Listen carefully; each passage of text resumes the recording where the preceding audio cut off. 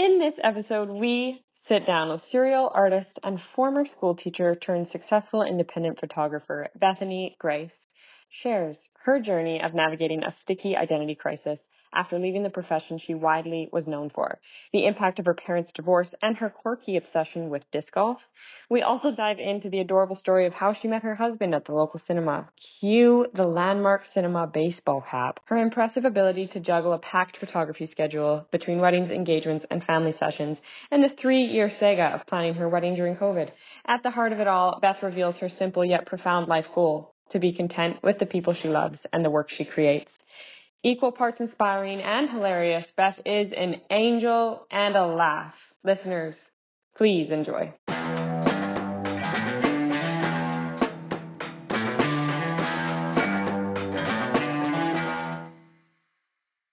My name is Bethany Lotes, now Parker, now that I'm married to my wonderful husband, and I am a photographer is my profession.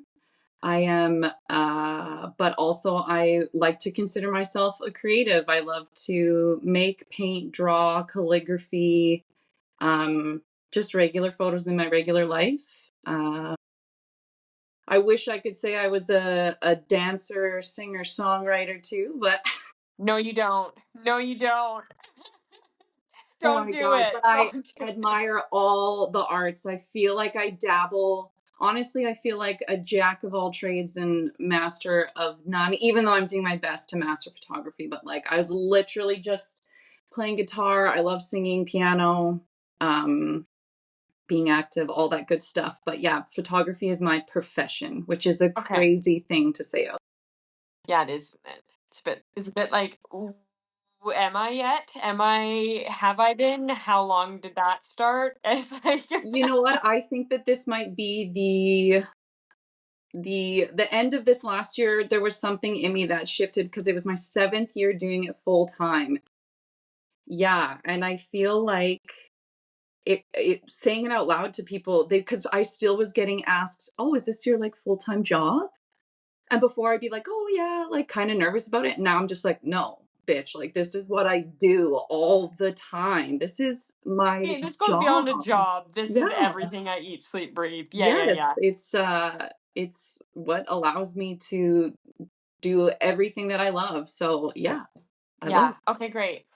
So you are just a well-rounded artist, would and like to encapsulate somebody into being an artist, I think is like the highest. I've always looked up to artists and always like aspired to be an artist. Like I really do love the arts. And I think you're similar in that as well. Yes. So kudos to you for dedicating yourself to like a creative outlet and being able to navigate the professional side, the business side, The if you will, business of it. side, my Yeah, God, I know. it's its whole other thing that you're like, Yeah. yeah, I want to do this nice fluffy thing, and then you're just like, oh wait, I still have to like pay taxes on this and like be accountable and organized and keep myself together. And yeah, so Yeah. that part has been probably the most challenging, but I feel like I'm doing it. When did you, where did you grow up, first and foremost? So I grew up just south of Spruce Grove, and I grew up in a family of 8 siblings. So there's 8 of us, sorry, 7 siblings, 8 kids. And so there were 10 of us in the household.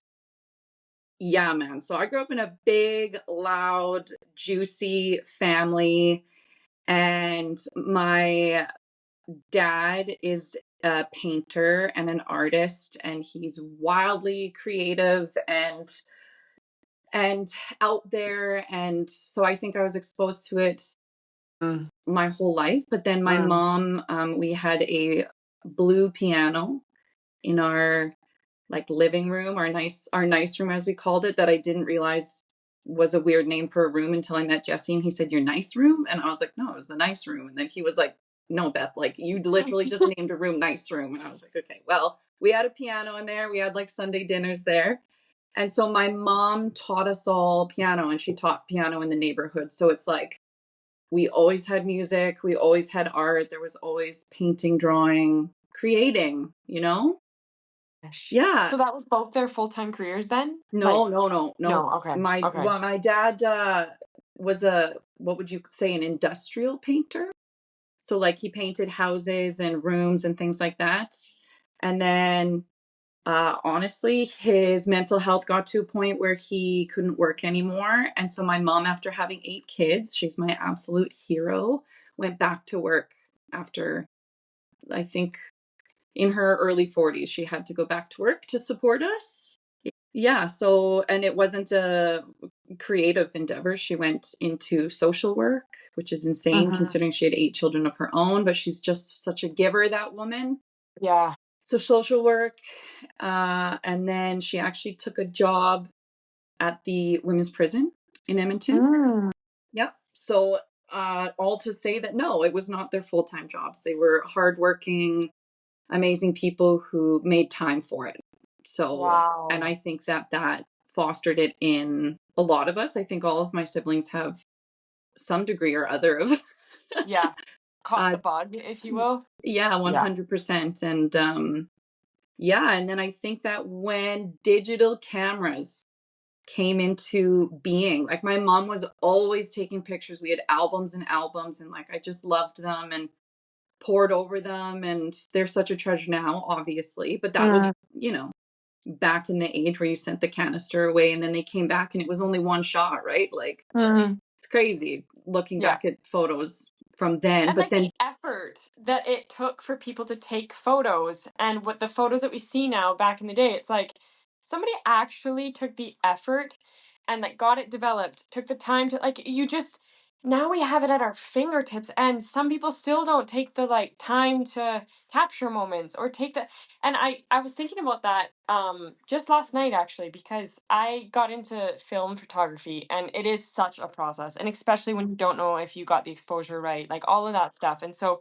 it is just kind of flying blind until you kind of get the hang of it but the same thing is to say for people that like didn't have an iPhone at their fingertips like with they were 8 children, like how was yeah she grabbing that camera when she was? like, what? Yeah, exactly, like, not ideal, not convenient, Yeah. going out of the way to capture these moments, so I do, like, have a heavy appreciation for and it's been, like, over the last year or so, awness towards photography when you see it, like, 20, 30 years ago. I'm like, "That this is precious. Yeah, That's a so precious precious. photo." I know, and I have when I'm shooting weddings things and I'm shooting so many photos and all this kind of stuff, people will be like, "Oh, it used to be one shot and then you're done." And it's just like, no, I know that. Like your birthday party when your parents would take pictures, they would take like 3 and you were never looking and something was always happening and it's just like, yeah, that's it. That was your There we birthday pic. go. You sitting with your friends, sitting in a circle opening presents like and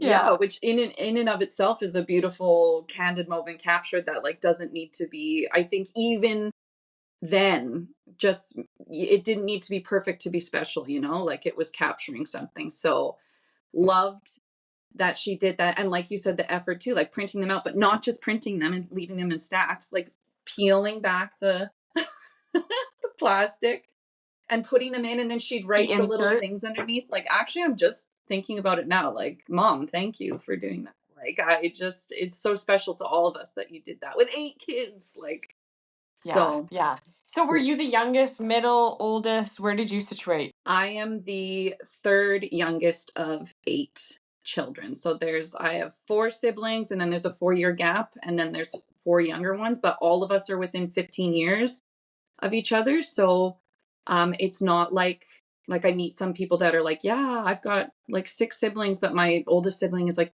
20 some years older than me. I'm like, no, like my oldest brother's only 12 years older than me. Like it's just like we're not now as yeah. So I know, dude. So then it's just like, yeah, as adults, it's been crazy then to like be peers with your siblings, right? Obviously, as kids, Yeah, it was different because we were all at different stages, but that's yeah. wild.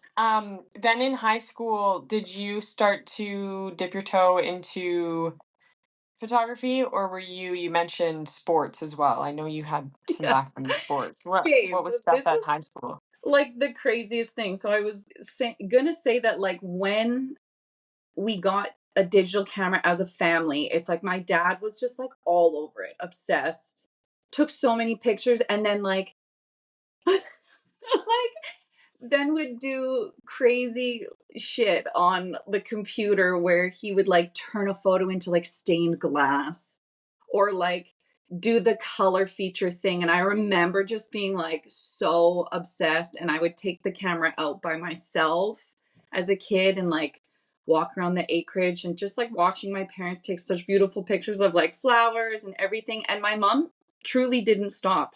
I actually not sure that I've ever thought about how much she did in regards to, she started printing those pictures and putting them into albums, like the digital photos. She'd never stopped. So she continued. So I always loved it.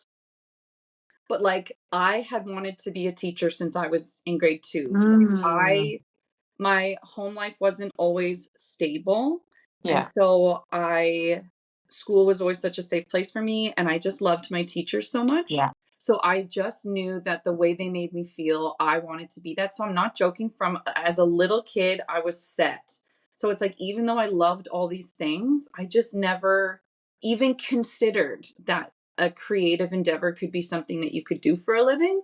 So it's like through junior high and high school, we had a lot of siblings. So being of the younger, we were allowed one sport, and I chose volleyball. So I just loved volleyball. But then that was beginning of the year. So then the rest of the years was ours to do whatever we wanted. So but still, it wasn't even a crazy focus for me, because I was like, oh, I'm going to be a teacher. I'm going to be a teacher. Like, these are cool things that I'm doing. But like, I never was like, oh, I should pursue this after, you know? Yeah. Like, even when I got to university, I think I went for a tryout, and it was awesome. But I remember them telling me how much you had to put in, like the practices and the training and the being away. And then you also had to keep your grades. And I was just like, oh, well, I want to be a teacher. So like, this is cool, but I'll do rec and get like, it wasn't my, I don't see any fun in this. yeah, I'm like, oh, actually, it's not like my passion to do this. It's like a fun thing.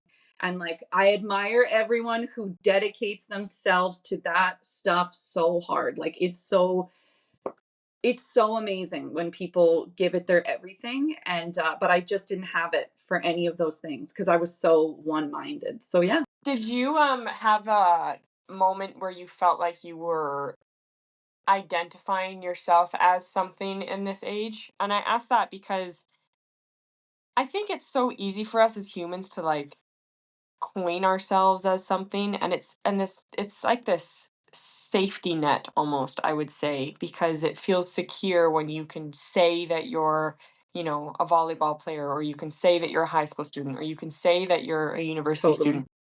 And then there's these moments in your life where you're like, shit, I don't really know what I am right now, and that's scary. So, do you feel like you have always sort of attached yourself to identities like that? Like in high school, were you like, I know my route, I'm going to be a teacher, so you know what I mean? Like, did you Yeah, find yourself playing? 100%. Like, I also was very like choir all through high school, like in the smaller ensemble where you travel around and did performances. Like, I loved singing.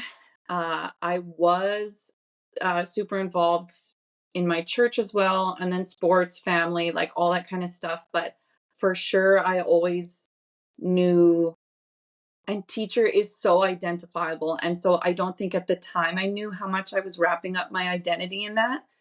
But I will say 100% I had. And when I left that profession, it was a crazy cleaving of myself, because I think that society looks at teachers, and especially when you say elementary school teacher, people immediately like put things on you. They think you're super kind, and that you're super patient and loving, and all these traits that then when I decided to leave that, I'm not gonna lie, it was like, there was a 2-week period where I think I cried like every day, simply for the loss of who I thought I was, because not only was I leaving it, but like I did it and I was good at it.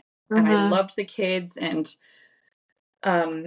made some really good relationship with staff and parents, but like I was choosing to leave something that I had identified with for so long. And so 100% I felt like, yeah, lost. Like I was like, am I not those things anymore? Like then it furthered when you started telling people that you're doing this thing. You're like, oh, I'm doing photography. And then people are projecting different things onto you. They're like, oh, part-time, like, oh, can you make a living at that? Like, oh, they kind of don't take you seriously, I think is what happened at first, and was very challenging from going from when you tell people I'm a teacher, they're just like, oh, you had to go to school for that. You And did this and this, and then you're secure and you yep, got the job, and it's so great. yep, Good, you're great, great, great, great, steady. great. You're Yeah. solid. I can tell that you've got gumption. And then you're like, oh, I'm a photographer. And they're like, oh, Oh, like, babe, how? babe. Oh my Mm. God. There were certain people in my life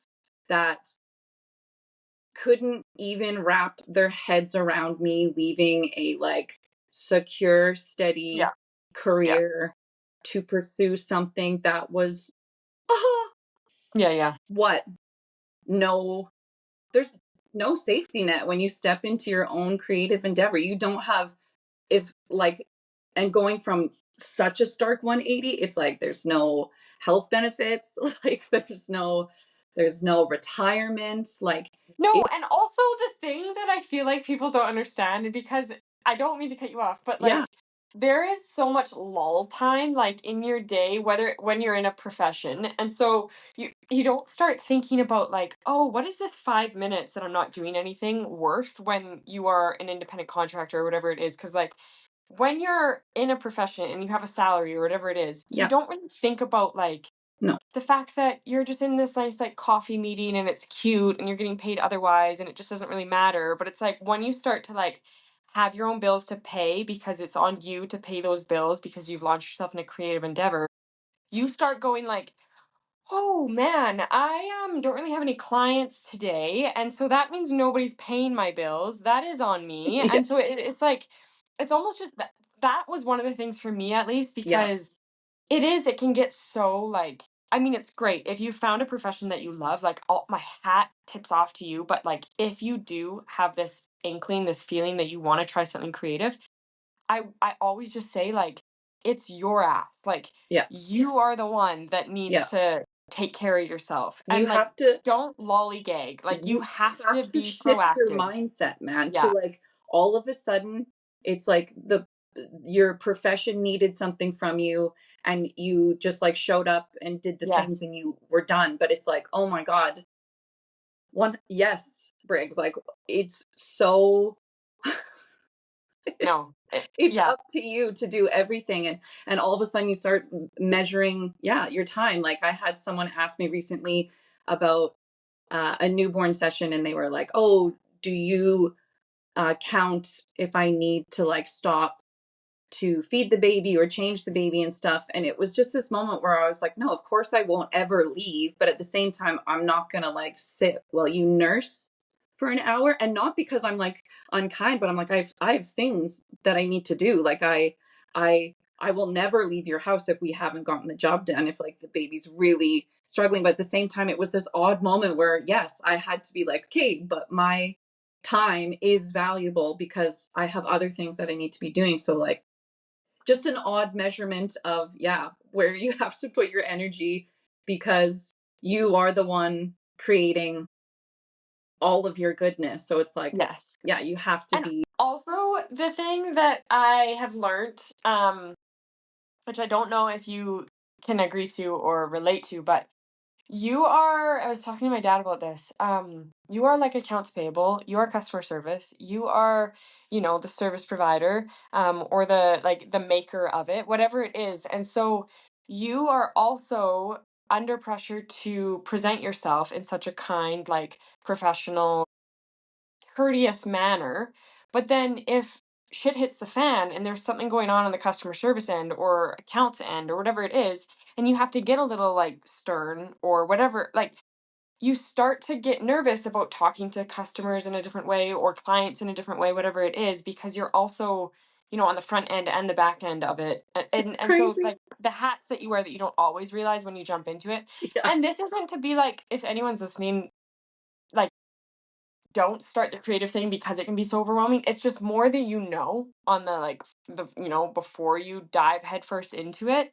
And if you are just starting off and you don't even really like have a concept or whatever it is, and you're just dabbling, like, just go for it. Don't like lose all the barriers, all of the pressures, all that stuff. But it is when you start to like think of yourself as this, you know, company, this business, you do have to operate in a certain way because you I have to could pay your I own could bills.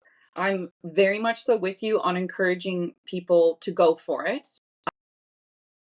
But I am with you that when someone starts talking to me about something that they're passionate about, I'm like so all over it. Like, because I am such a believer in creating your own reality, because that sentence can sound very fluffy, but I am living it and know that it is just a series of actions. Like, I love big, overarching, encouraging, fluffy things. I love it. I think it's very I don't know, encouraging. Yeah. It's motivating. It's Motivational, fun to think, inspiring. Yeah. but Yeah. then at this, and I think that we get to revel in that when you are doing it, but at the same time I will always say to them, but also be prepared for like the solidness that you need to bring to the table, like the organization, the ability to learn and look up things and be willing to be self-motivated. Like, people can be really good at something, but if you have trouble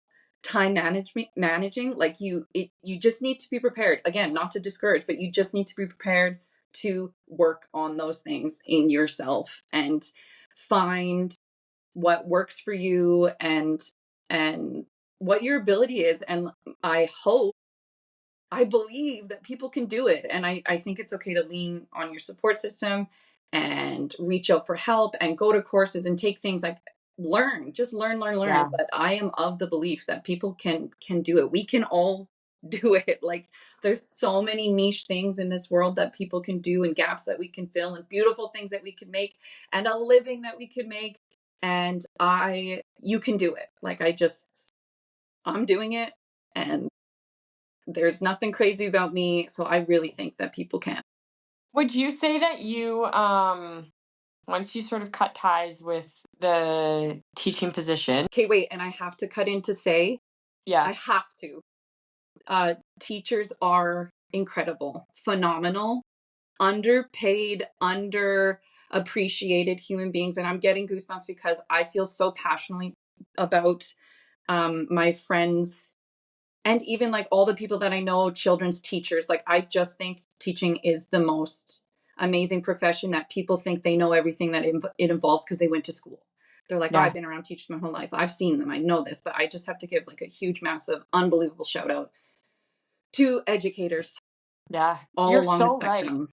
So, I had an opportunity in the fall to chat with my cousin who is a math teacher out of Calgary, and he was going back to get his master's, but he was talking to me about his workload. And not to like undermine anyone else's pressures or anything like that. I think at the time I was going through something work related, whatever it is. I genuinely looked at him and I was like, I feel so relieved.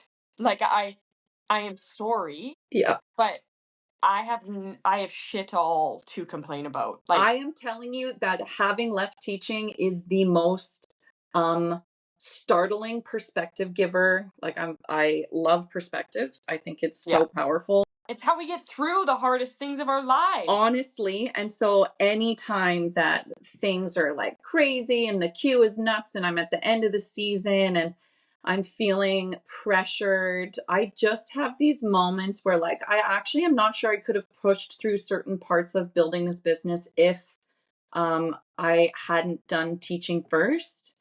And so I'm very grateful to teaching for so many things that I learned and how I grew in that period of my life. Um, but the biggest thing now is the perspective that it gives me. Like, it's not an easy job. And there is, like you said, there's so much pressure. And I just have moments where I read my friends' things, or I go and take their pictures as they grow their beautiful families. And I see these people and I'm meeting them in this different way. And I listen to them, and same as you, I'm like, I love you, but I'm sorry. Like, it just sounds so crazy. And then, especially when, yeah, I think about what I'm doing now and I'm like, oh, like, it's I pretty know, and I great. think the same with I have a lot of girlfriends that are in nursing, and my sister just went into it, so Yeah. I think the same way with nurses as well. Yeah. It's teachers and nurses for me that Yeah. I Same. genuinely just I look at and I'll do anything. I'll do anything. I'll do I'm like, you're a anything for saint. you. You're Whatever you need, I'll saints. do it. You're saints. You're saints of human beings. Like, I just, same. So I'm with you. So I had to cut in and just give them the Yeah. props, because I Thank you. didn't leave the profession and I wasn't like, F you, like, Yeah, yeah, yeah. this is shit and I hate all of you. I was just like, no, this is um not working for the type of For person I me. am. Yeah. And I have other things that I love and think that I'm good at that I think I need to give a go. So I did. And yeah. Okay, talk to me about first of all, when did you meet your husband? Now your husband. Congratulations, by the way. Thank you. Oh my god. Oh my god, you want to hear about Jesse? Jesse boy? Yeah, I do.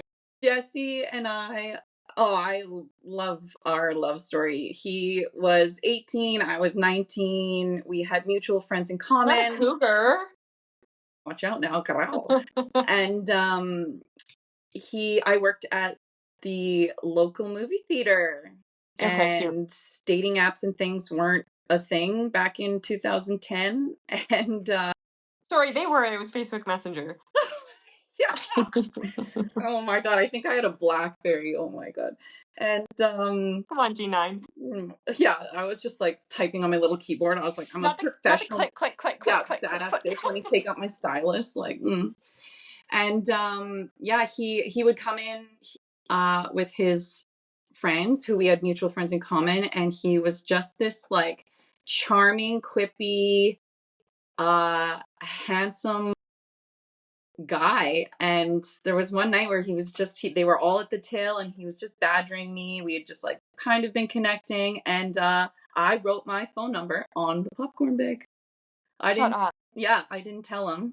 And he told me later that he almost threw it out, and then his friend was like, dude, she gave you her number. Yeah. So that's how we started. So that's how we started talking. And yeah. And I love now that. the end of the month will mark 14 years we've been together. Yeah. So we grew up all our 20s together, and we're big believers in choosing each other every day, because obviously neither of us are the same people that we were when we met at 18, Yeah. 19. Now we're 33 and 32, and we're not the same people. Honestly, I'm so proud of us because we chose each other. And also, it's a little bit of like magic where we did manage to grow in the same ways. And I love him so stinking much.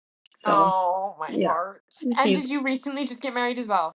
So because we got together so long, he waited a long time to ask me. So 7 years, which is still only mid-20s. Like, now that I look back at it, it seems like so long, but it's because we met so young. But he asked me, 2018. And then, yeah, so we didn't get married recently because we took 2019 to save to get married in 2020. Oh, you got married in 2020. No, we were Wow. supposed to get married in Oh, 2020, and okay. then COVID happened. Mm. So because of I'd always imagined my family there, so we pushed it to 2021. And then I was shooting micro weddings and elopements, and the limit was changing only between 15 and 25 people. My immediate family is, I think, like 34. Mm. My immediate, with all my nieces and nephews and spouses and things. And so we pushed it again.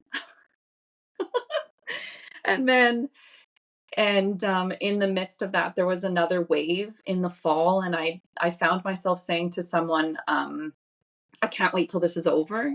Yeah. And it broke my fucking heart. Like, I just was Yeah. like, I have been with Jesse at that point, I think it had been 10 years.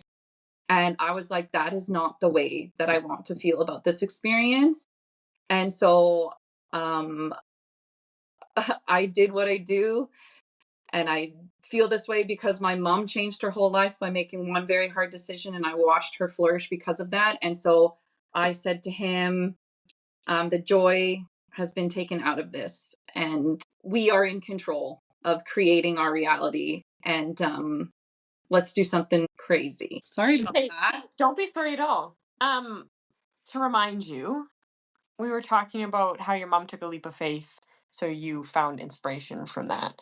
Oh, yeah. My mom left her marriage after 30 years because things had gotten quite bad with my dad, and she still had 4 of us at home. And she made a decision and built an incredible life.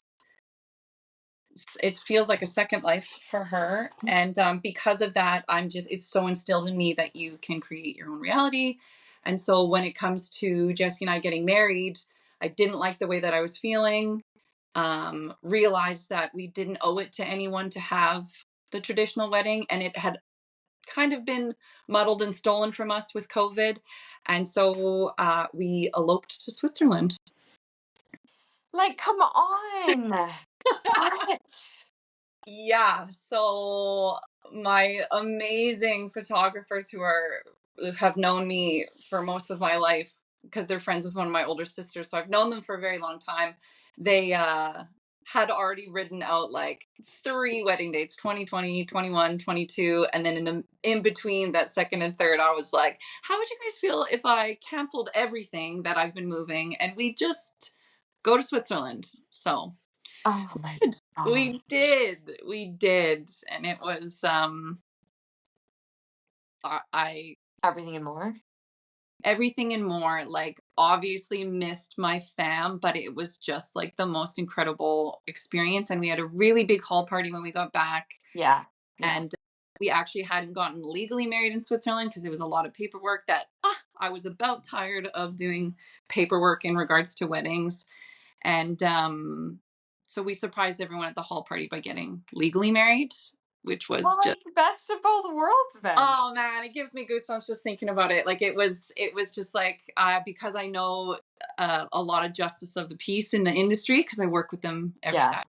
I just chose one of my fave guys, and I was like, hey, we're gonna surprise our families. Would you be like in on this sneakiness? Yeah. And it was, we just did the legal part, and he was so down. And I have this video of when the hall erupted, and oh man, it was really good. So Oh I my god. like, yes, it was everything and more because we made it what we wanted. Like, Yes. it's always such a proponent for me with, now it just bleeds into my business where when clients are saying Mhm. things, I'm just like, oh yeah, baby. Like, I'm like, whatever you want, we can make it happen. Like, whatever you want from me that I can help facilitate, or that you're wondering and you're looking for advice on, like, I'm your gal. I'm like, oh, you want to ditch everything and just like sit in a hot tub all day and have champagne and get married in your backyard? I'm like, awesome. I'm there. I'm like, Oh my god. I imagine there's so much travel. Speaking of like the yeah. weddings that you have been a part of, do you feel like that is something that you manage quite well in terms of how much travel it asks of you? Do you get tired of it, or do you find that you're able to find the balance where you can continue to have the energy levels as high as possible? Uh, Excellent question, and excellent part of the business that people don't really um, talk about in depth, in my opinion. Yeah. Because when you start, you see all of these like amazing destination wedding photos, or just like all these beautiful places. And I think when I started, um, and I'm sure you know this, and all the other creatives know this, it's just like, you can only get better and learn things by doing. And so at the beginning, you're like, oh my God, I want that. And like, I want to be an elopement and a travel photographer. And like, honestly, kudos to everyone who does it full time. So I love that aspect of my job so much. But after doing a lot of it in my beginning years, I began to realize it's not quite as glamorous all the time. Like, don't Mm. get me wrong, I'm so grateful for it and I love it, but I will only take like one or two a year now, because it is So intense. much.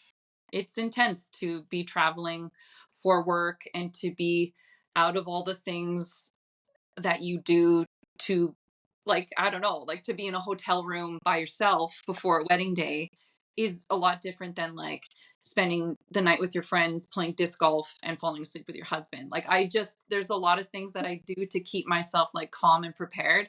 And yeah, and so when you're alone in um middle of the United States, Yeah. a little different, but in those moments I always use, it's so about the people for me. Like, I am not in this for fortune and fame and glory and being the best ever. Like, I am so thankful that I get to do what I do because it allows me to live the life that I do. And with that, the way that I keep my passion high in Mm. traveling moments, in any moment, is the people. It's all about them for me. Like, I wouldn't be here, we wouldn't be gathering all of these vendors. And so their happiness and me doing everything in my freaking power that I can to like make sure that things are smooth and they're happy is like my biggest motivation. So traveling is amazing. And to keep my passion high, I just focus on the why. Always the why.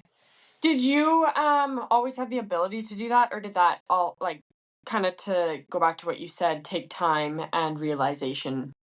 Always.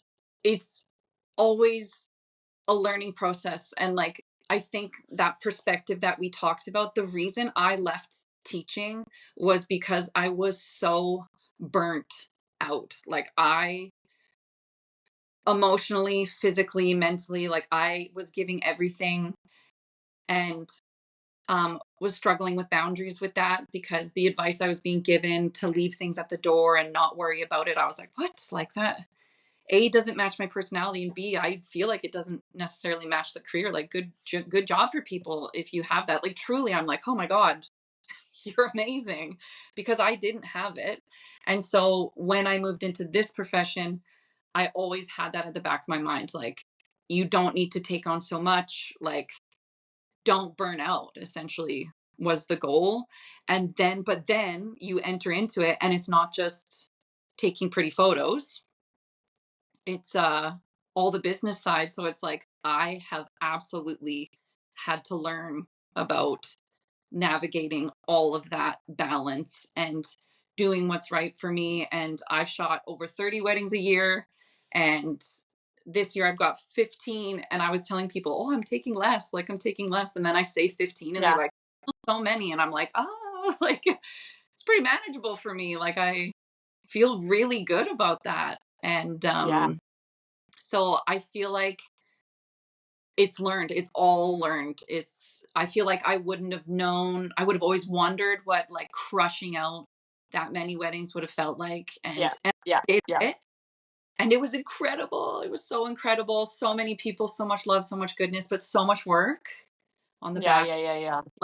We don't just show up to a wedding day and then you're done. Like, it's like, oh my God, then you have,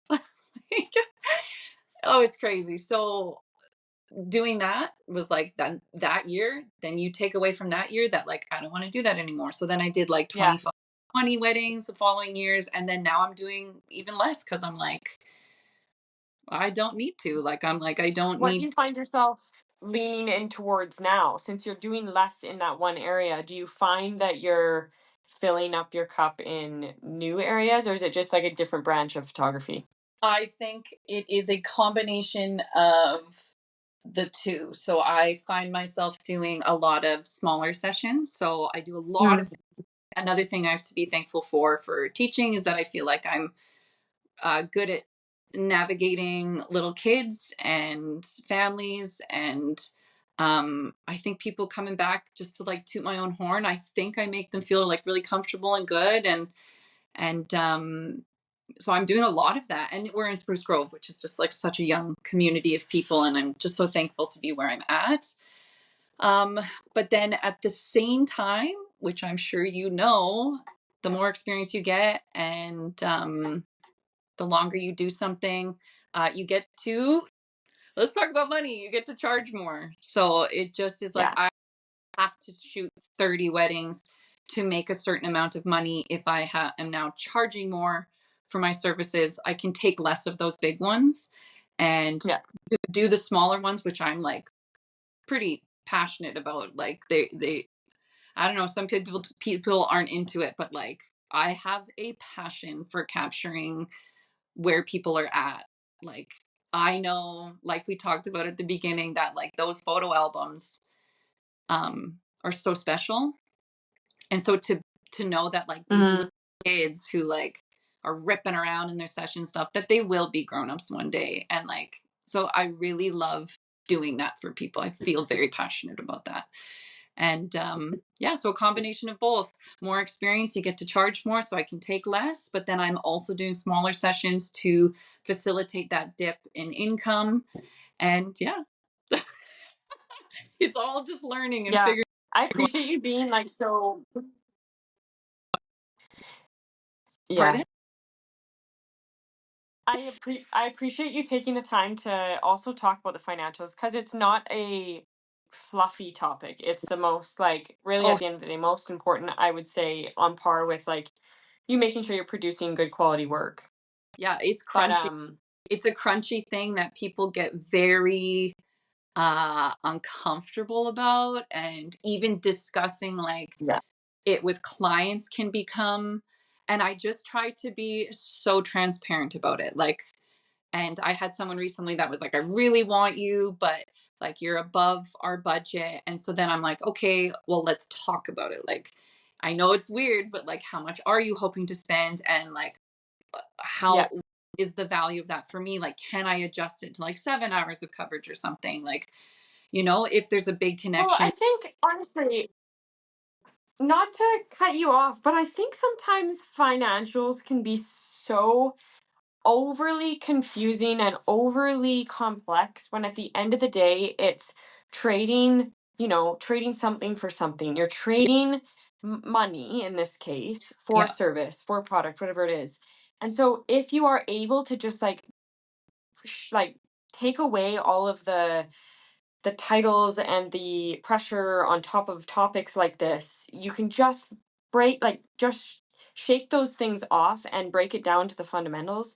I am trading you this thing for this thing. Can we work together to make that equal, balance out in some way? And so I think not everyone is open for a discussion in the way that you are, but I have so much respect for people like you that do that, because really at the end of the day, if we were to go back centuries, it was literally metal for a commodity. Like, it was literally a good for a good, whatever it was. And you, between two parties, made it work because it was, to the both parties, felt like it was equal.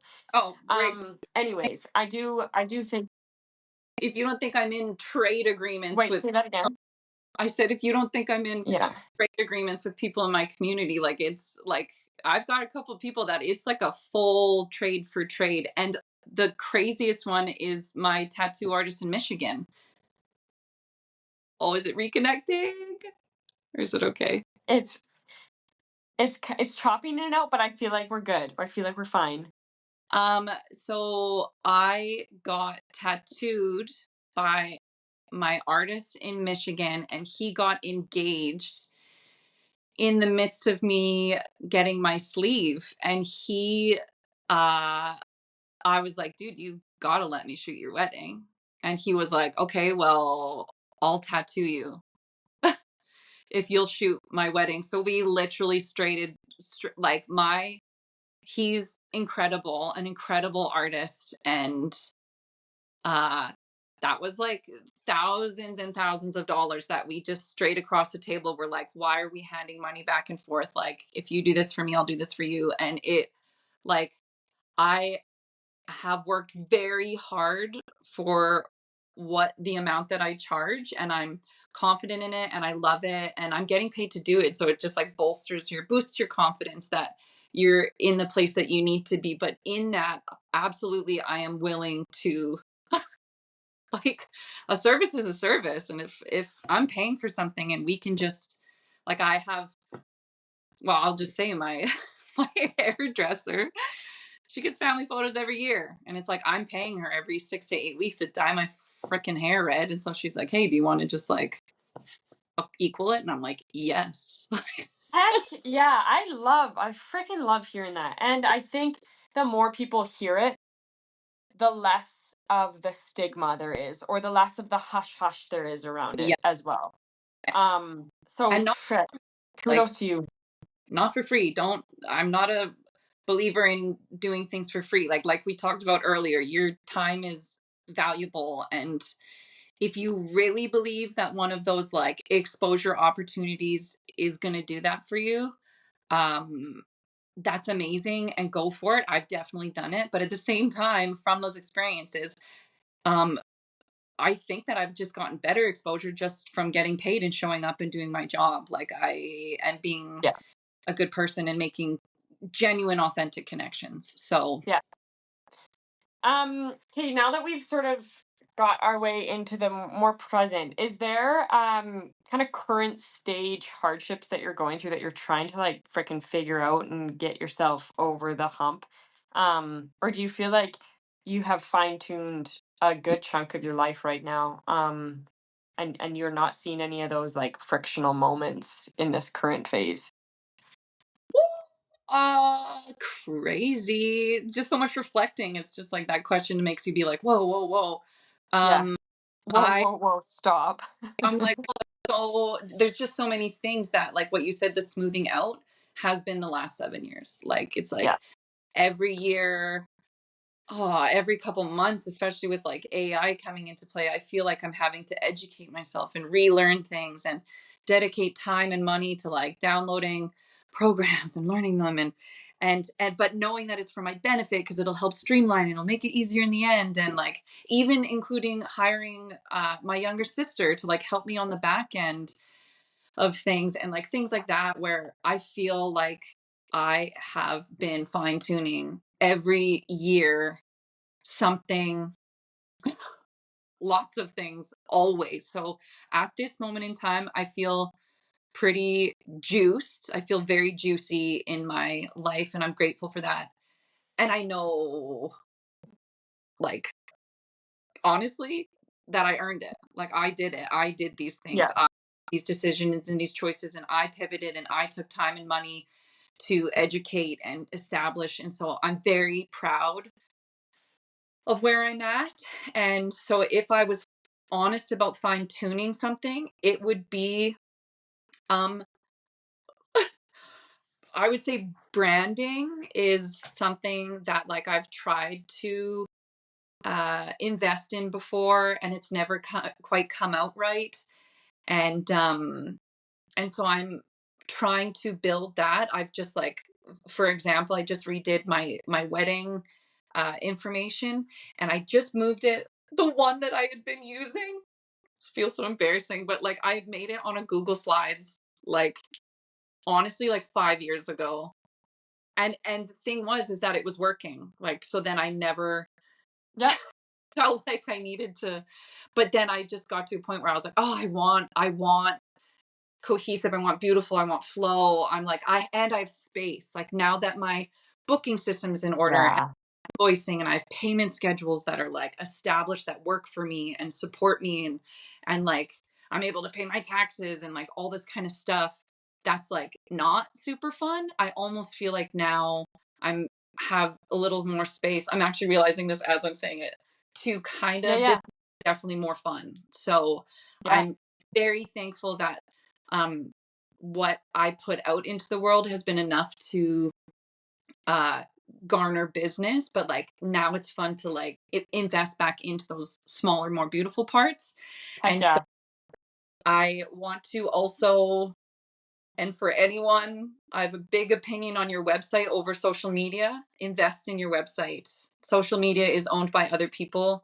Your website is owned by you. If social media goes down tomorrow, your website is what you own. So that's another thing that I'm trying to prioritize in my slow season this year is, again, I'm Good for so you. grateful that business has been good without me building that. But I've taken SEO courses, and I know that I need to build that. So that would be what I'm fine tuning is me, I think, like Good for the you. the pretty side, the aesthetic, like, yeah, and like aesthetic, but I'm like, oh, but I give photos and they're aesthetic. But then I'm like, no, no, no, Yeah. like the me side of it, where like someone opens something and reads my information or is The cruising. branding of it, you nailed it. Yeah, like I just, so that's what I think I'm fine tuning, and it feels extremely luxurious to have time to do that right now after so many years of like the off season is like truly learning a new editing program or like a culling program Yeah. or taking attending a photography course where you're just like bombarded with more inspiration and information, and then you're Yeah. through like it's I'm like, okay, no, let's do this. So that would be what I'm up to at this moment. But business side, I feel like pretty good. I feel like I've got it. Yeah. Heck yeah. And that's not from a quick overnight thing. That's an Years. over 10, 20 years thing. So like it is a lot of behind the scenes work that isn't going unnoticed, but I think Yeah. it is so easily brushed off for a lot of people. So just to from me to you, like hat off to you. Keep working on solidifying that branding because like you said, it's you that is going to stand out from other things. So like if you can fine tune your branding, your voice, your tone, your aesthetic like you Yeah. said, like it's that uniqueness that sets you apart, that competitive advantage if you will, whatever that is. And then coupled with the quality of photography obviously that you Yeah. do. Always, always, always. Um okay, so just to kind of segue into the last little section of the podcast, which is probably kind of I think listeners' favorite part too. It's a super brief, like 5 minutes of fire round questions. Okay. Also, might find a shiny object and like get distracted by something that you said and ask about more of that. Okay. But just quickly, I feel like you're a reader. I think I've seen you have some book recos. I don't know that for sure, but do you have any book recommendations? Oh my God. I literally just finished Quicksilver before this podcast. Knew it. Yeah, I read 54 books last year. I love reading. I love reading. It is such an incredible thing for me. My brain is a moving picture, and I can't believe that I get to read a book and experience a movie every time that I do it. So last year in Okay, January, what? devil's advocate, because like Okay. I love reading as well, but Yeah. the argument for a lot of people is you just said it's a picture in your mind or a movie created in your head. Would you not be able to watch a movie Yeah. in a matter of an hour and a half? And Yeah. I only say that because there's so many people that come up to me and they're like, "Why do you read? Like you can just watch that movie." And it is like the uh thing that I say is like this illustration in your head that you make up. It's like so unique to you and it's this little world that only you know. Do you have anything to say back Yeah, to that? of course I do. Their movies are an hour and a half and epic. I love movies. Oh my God, so freaking much. Anything to me that is like imaginative and creative, like Jesse beaks me sometimes because I love kids movies so much. Like I just do. But the thing is Yes. so clever and the characters are cute and the worlds are gorgeous and it's like it's cinematography but not like don't get me wrong, I love grown up movies and like beautiful everything, it's its own art in and of itself, but it's like I love that imagination and creativity. So the thing is that books, you can't, they're not making movies out of every book, you know? And so for me Yeah. to step into a world, into a new world, like I just am so in awe of authors' ability to create worlds, Worlds. characters, and people that you're like, what, crying over? Like I love it so much. And I got into the fantasy realm last year in January, and I just haven't been Mm. like I read every genre, but there's something about the imagination of those types of worlds where as long as like the conflict and plot is good and not you're not like, hey, this is completely out to lunch. Yeah. I'm Yeah. obsessed. I'm obsessed. Yeah. I love it. I love it so much. Okay, would you rather I actually don't know this one for you, but I usually have like I think I have an idea. Mountains or ocean? Oh,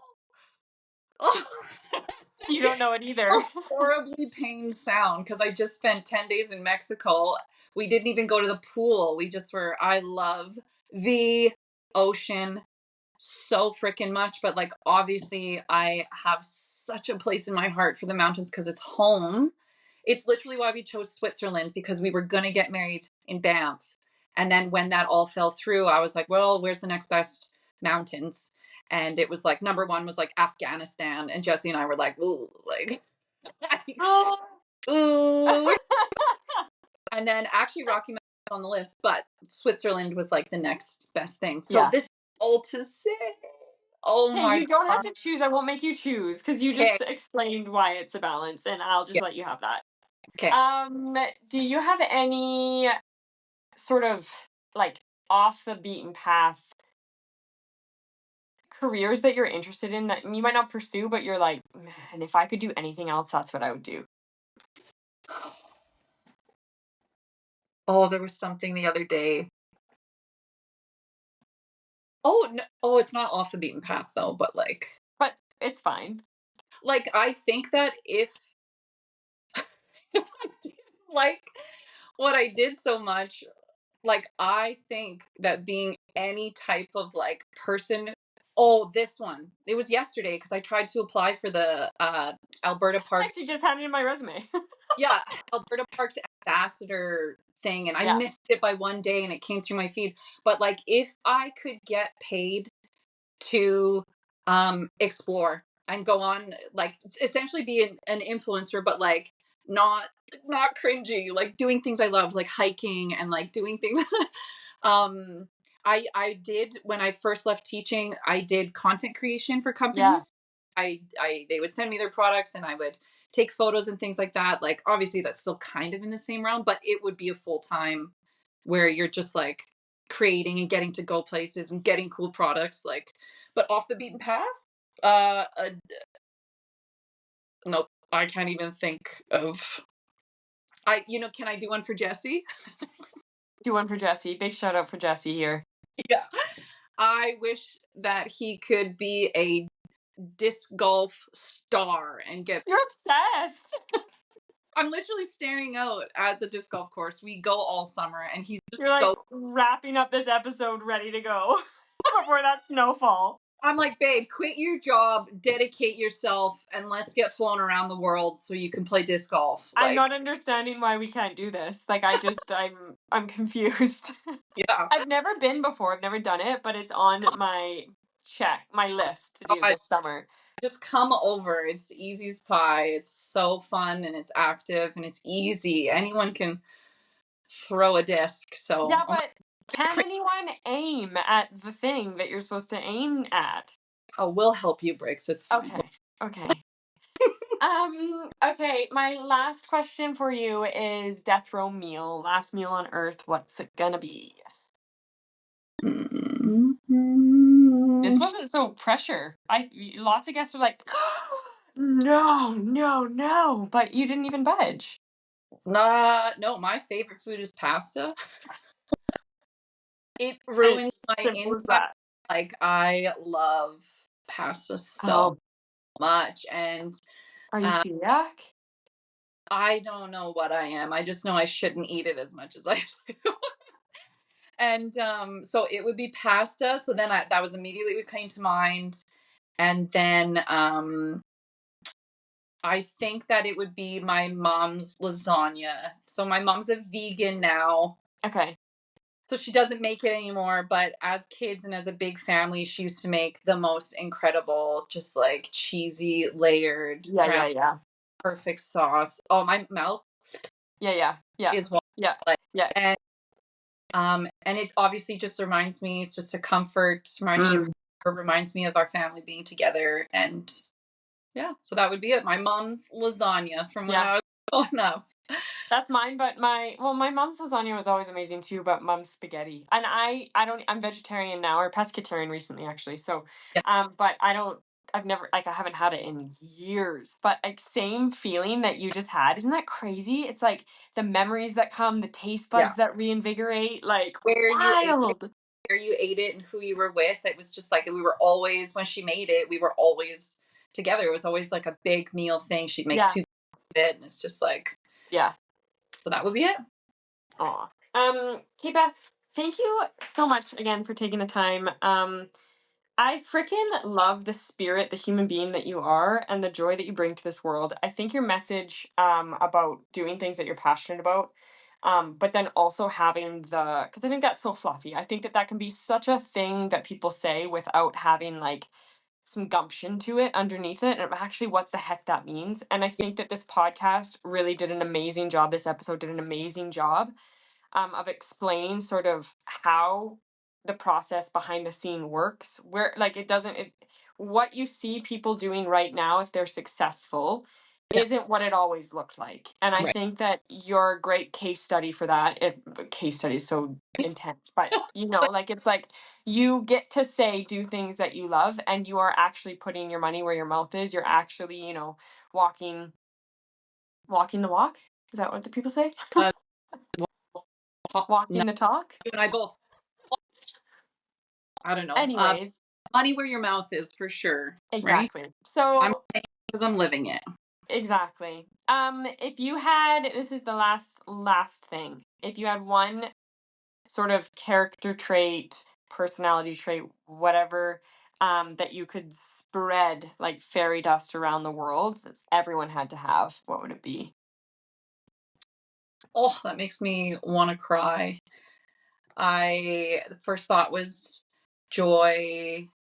Then it was actually perspective was my second thought. But if I'm honest, it would be love. This is going to sound so cheesy, but there's a quote that's from Mother Teresa that just has always stuck with me, where it said, if everyone went home and loved their family and their circle of influence, if everyone did that, if they didn't try to go out and do these big crazy things, no one has to have a million people that they're talking to every day. But if everyone just went home and loved, Woo!